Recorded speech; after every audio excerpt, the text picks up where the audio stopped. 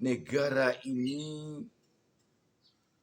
mengagungkan politik dinasti, mengagungkan politik keluarga yang sangat-sangat bernuansa politik sayang keponaan, politik sayang anak. Maka bukan tidak mungkin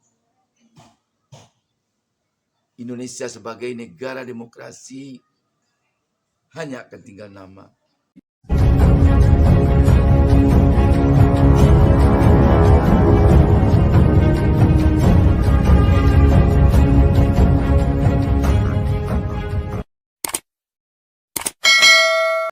Assalamualaikum warahmatullahi wabarakatuh.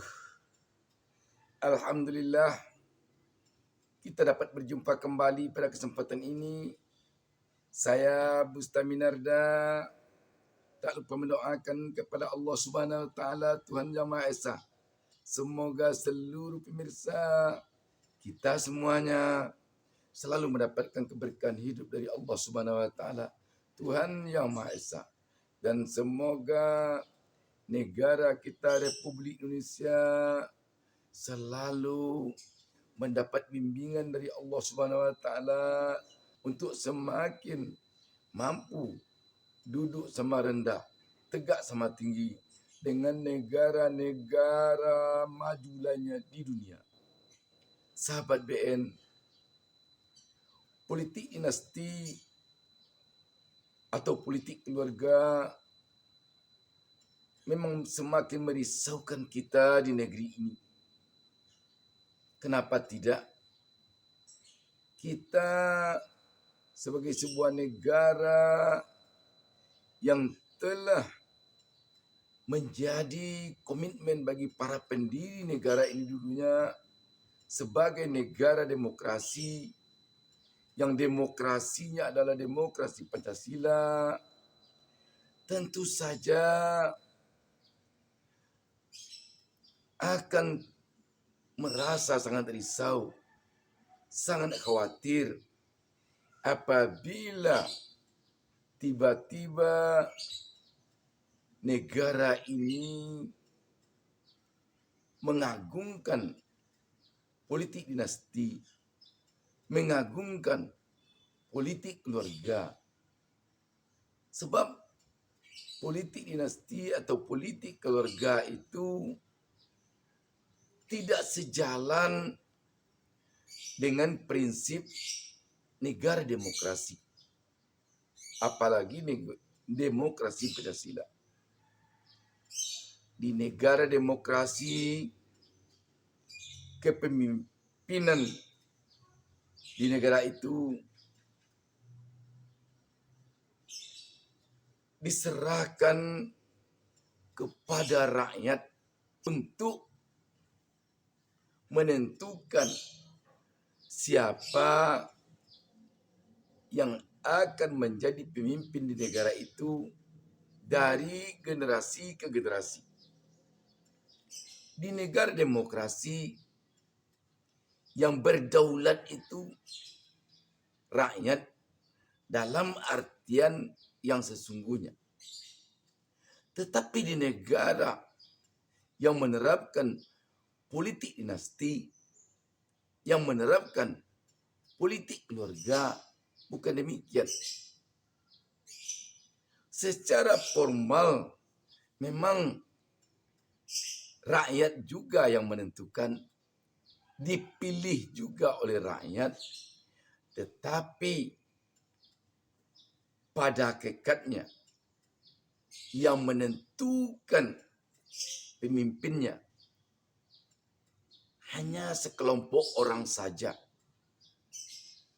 Dan kepemimpinan yang ditentukan oleh sekelompok orang itu hanya berada dalam satu keluarga atau dua keluarga saja. Ini yang sangat berbahaya, mengancam negara demokrasi. Kenapa dikatakan mengancam negara demokrasi? Sebab di negara demokrasi itu seluruh warga negara punya hak untuk memilih dan dipilih. pemilihan di negara demokrasi diserahkan kepada rakyat seluruhnya secara transparan, tanpa rekayasa, tanpa tekanan, tanpa intimidasi, tanpa sogok, tanpa suara dibeli. Sahabat BN, karena itulah ketika kemarin ini MK ada kesan sepertinya berupaya untuk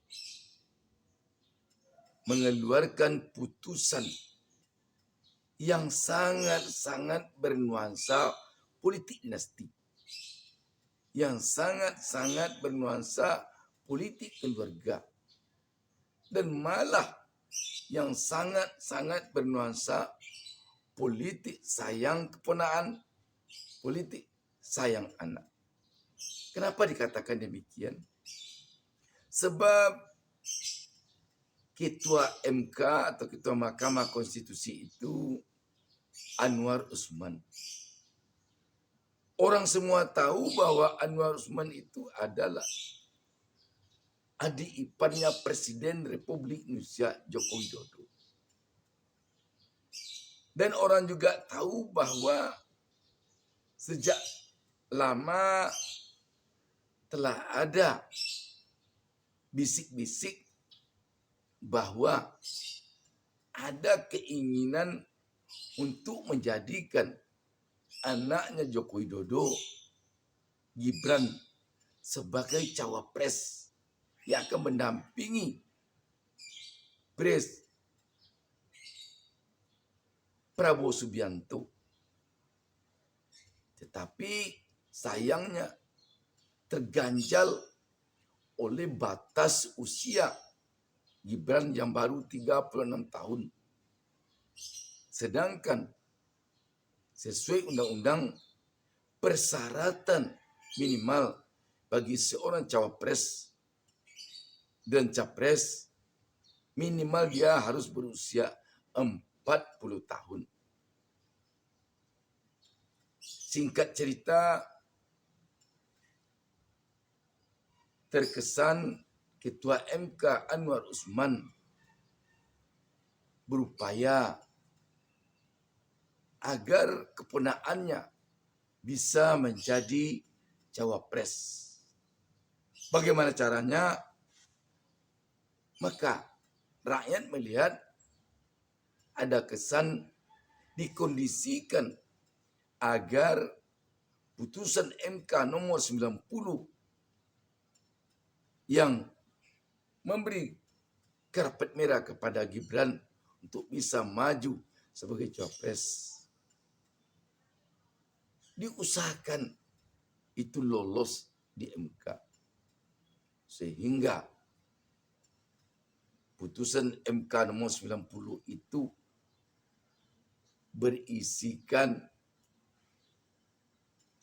tambahan narasi dari undang-undang yang lama.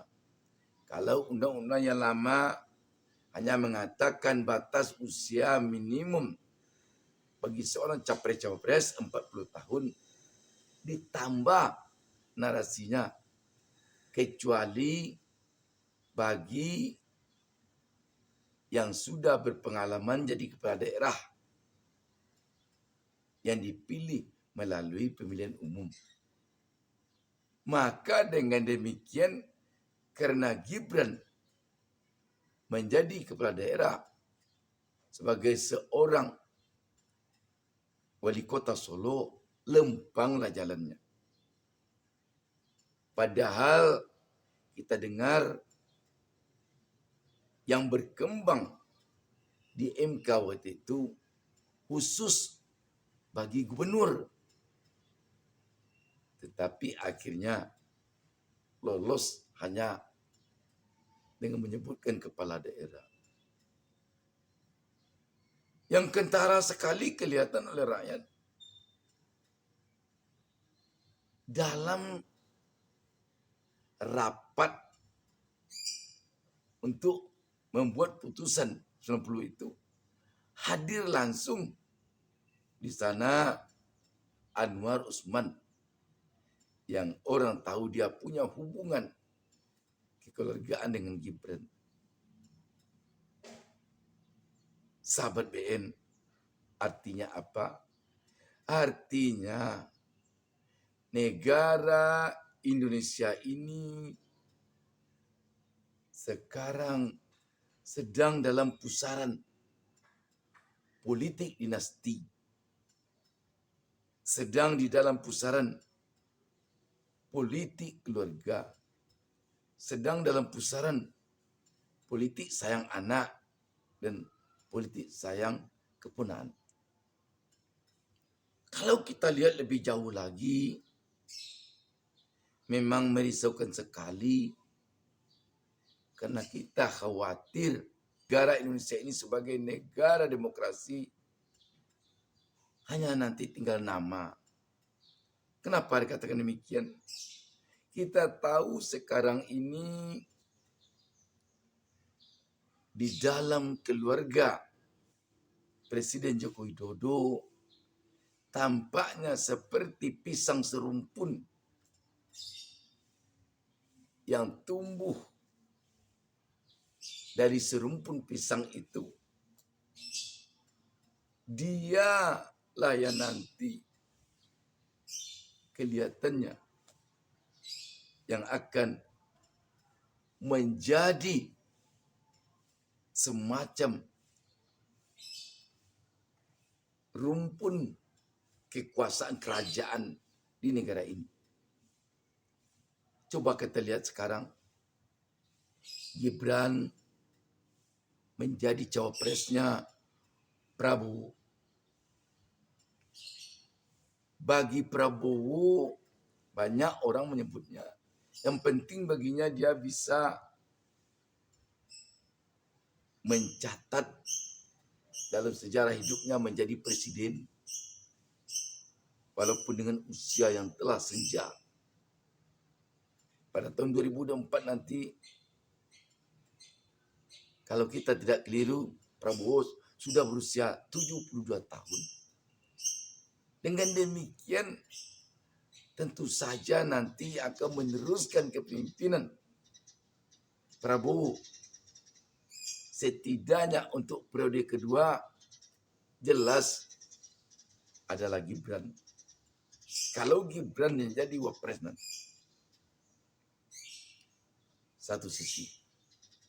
Sisi lain lagi, Kaisang. Kaisang sekarang ini menjadi ketua umum PSI. Setelah sekitar 2 atau 3 hari atau beberapa hari menjadi kader PSI yang sama sekali tanpa meniti karir di partai itu dari bawah. Kaisang tidak kita dengar pernah menjadi ketua PSI Kabupaten, ketua PSI Kecamatan, apalagi ketua PSI Desa. Tidak juga pernah kita dengar menjadi ketua PSI membidangi ini dan itu di DPP. Tetapi langsung begitu menjadi kader PSI, begitu mendapatkan KTA partai, langsung menjadi ketua umum PSI. Dan kita mendengar isu bahwa Kaisang akan didorong nanti maju di Pilkada DKI Jakarta. Kalau nanti Kaisang lolos menjadi gubernur DKI Jakarta, tentu Kaisang punya peluang lagi untuk maju ke tingkat nasional sebagai capres atau cawapres. Kalau nanti Gibran yang menjadi presiden, tentu Kaisang setidaknya menjadi cawapres atau setidaknya menjadi menteri. Bagaimana dengan mantunya Presiden Jokowi, Bobi Nasution? Kita juga mendengar bisik-bisik, mendengar isu bahwa pada Pilkada 2024 nanti Bobi Nasution akan maju menjadi Gubernur Sumatera Utara. Jika demikian, kita melihat nanti Gibran akan maju menjadi presiden. Setelah habis masa jabatan Gibran nanti, kalau dia tidak menjadi presiden seumur hidup, tentu akan digantikan oleh adiknya Kaisang. Dan tidak tertutup kemungkinan juga nanti akan berada di garisan itu mantunya Presiden Bobi Nasution. Jika ini yang terjadi di negara ini, apa bedanya lagi Indonesia dengan negara kerajaan? Apa bedanya lagi? Karena itu memang Indonesia sekarang ini diambang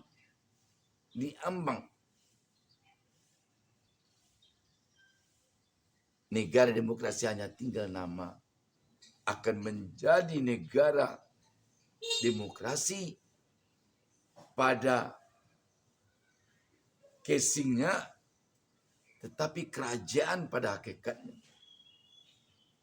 Sahabat BN, penentu semua ini tak lain adalah pemilu 2024. Itu penentunya. Kalau kita salah-salah di dalam penyelenggaraan pemilu 2024, maka bukan tidak mungkin Indonesia sebagai negara demokrasi hanya akan tinggal nama. Demikian, wassalamualaikum warahmatullahi wabarakatuh. Jangan lupa subscribe.